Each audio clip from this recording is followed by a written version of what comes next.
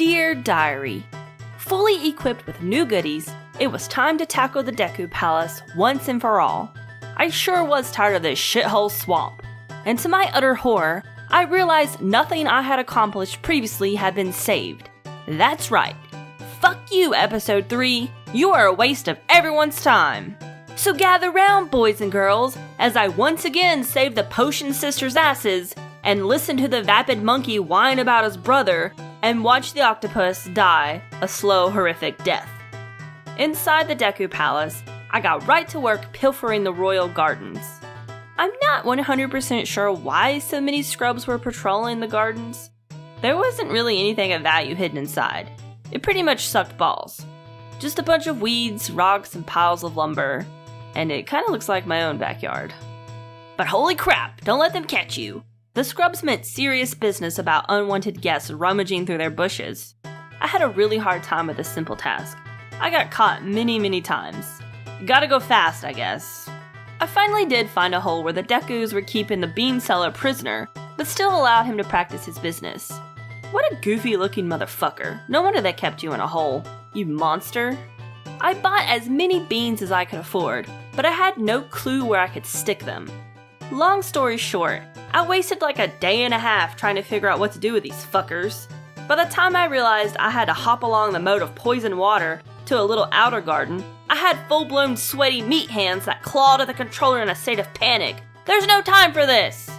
And the tedious garden work was just getting started. After planting a bean and getting a boost back into the garden, I then had to navigate the entire thing via floating plants, while scrubs shot nuts at me. It was stupid, and I may have fell off a couple of times and had to go all the way back around.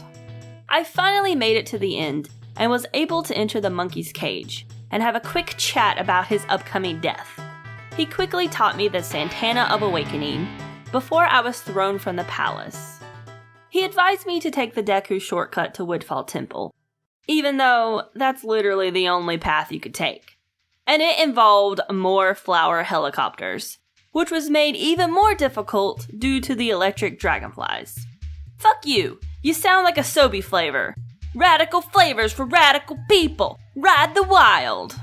The one thing that made me a little bit happier was learning the Song of Soaring, which let me teleport to the owl statues at any given time. Saving the game and faster transportation. I like both of those things!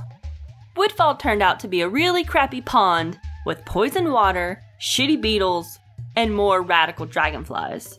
It was kind of a disappointment, much like Mississippi. Things didn't get interesting until I played the Santana of Awakening and a giant temple rose out of the water. Woodfall was a dark, damp, and angry temple. The creatures that lived there had zero chill. I was getting attacked by cute little fuzzy wuzzies left and right. And then I lit a torch, I got attacked by some mean-ass mobs. Yes, mobs. And no, this is not an anime.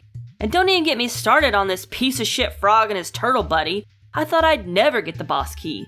The best part of Woodfall was getting the bow and arrow. Finally, a real weapon that wasn't bubbles or nuts.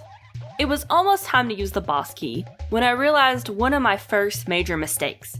I had spent so much time exploring and figuring puzzles out, and I forgot to slow down time, that I was in fact out of time. The final day was nearing its final minutes, and I was so close to walking through the boss door. My second major mistake was I just let the time run out, and the moon crashed into the earth and killed everyone. Finally, a car crash that rivals Princess Diana's. As awesome as it was to see everything engulfed in a fiery wave, I got set back to the beginning of the 3-day cycle, like a total chump. So, for the millionth time, I got to enjoy the pleasures of the swamp, and do all the fucking shit I'd already done all over again, for the third time. The only silver lining in this bullshit situation is that I knew what I was doing and was able to get through the puzzles much faster than before. I even managed to find all the stray fairies this time. I finally walked through the boss door and was confronted by a huge jungle warrior who was pretty intimidating. This was actually a really cool boss. When he wasn't dancing around and creating fire circles, he was summoning more of those death moths and causing boulders to crush me. After several tries, I was able to defeat him with an arrow to the head.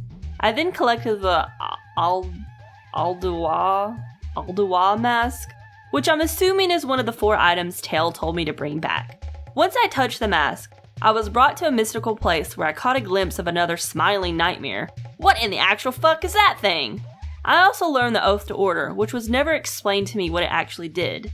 So there's that.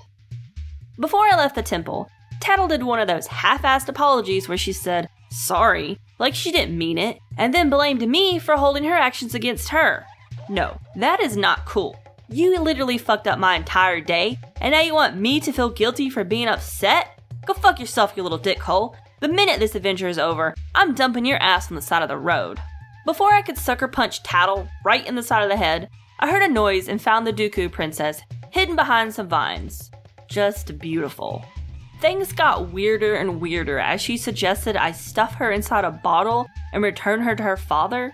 She claimed she didn't mind tight places. Okay, but that's a bottle. I hurried back to the Deku King's chamber, where the bloodthirsty scrubs were about to make monkey soup. I burst into the room, dropping the princess onto the floor, who upon seeing the sight of her monkey friend, just started beating the shit out of her father. Wow, what a dumpster fire this place was. Both the monkey and the princess thanked me for my courage and the ability to keep my promise. Yeah, like I have anything else to do. The princess even told me that her butler had prepared a special reward for me. I was filled with glee because after going through all that crap 3 times, I felt I deserved something awesome. However, it was the worst reward I have ever received. Basically, I had to chase after the butler through dangerous obstacles and try to keep up with his floating witchcraft ass, and in the end he was like, good job, now let's talk about my dead son. Oh, and here's a thing you can have. Pig mask, horrible, horrible pig mask! Like I said, worst reward ever. Until next time, your friend, Brittany Saturn.